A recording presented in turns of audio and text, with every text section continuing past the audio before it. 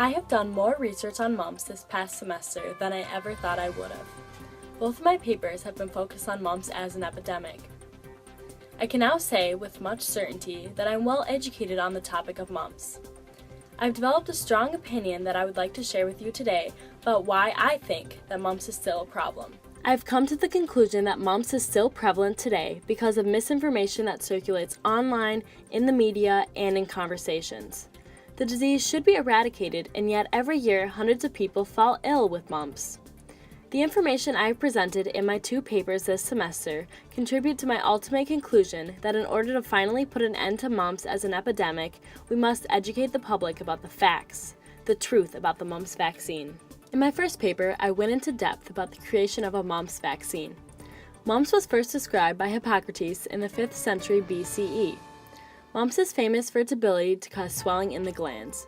In extreme cases, it can leave people deaf, sterile, or even suffering from meningitis. In the 1900s, it was practically a rite of passage for children to get the mumps, as 90% of children were infected by the time they reached 14 to 15 years of age, according to a Canadian family physician. A huge turning point occurred in 1967 when famous father and scientist Maurice Hilleman created an effective vaccine for mumps. The number of cases dropped drastically after this, but in recent years, there's been a resurgence in mumps again. In my second paper, I focused on this modern-day resurgence of mumps. I discovered that there are many writers that cloud the mumps vaccine debate with their confirmation biases. In short, there is an inconsistent presentation of the facts about the mumps vaccine because people focus solely on proving that they are correct. Readers don't know what to believe when there is such a range from source to source. So what is the truth about the mumps vaccine? The CDC reports that the mumps vaccine is very safe. The vaccine is an incredible tool that, when utilized, prevents millions of people from falling ill with mumps. The solution to ending the cycle of mumps epidemics for good lies in education. The ultimate mission or goal would be to save people from suffering from the disease because we know how to prevent it. How do we make this possible? The first step is to raise awareness about the problem. There are far too many people that are being misled by the confirmation biases found in articles online and in the media. Next, the government should increase funding on vaccine education. Perhaps we need a new initiative. The U.S. Department of Health and Human Services actually has a national prevention strategy. The MMR vaccine, which contains the measles, mumps, and rubella vaccinations, is a part of this national prevention strategy.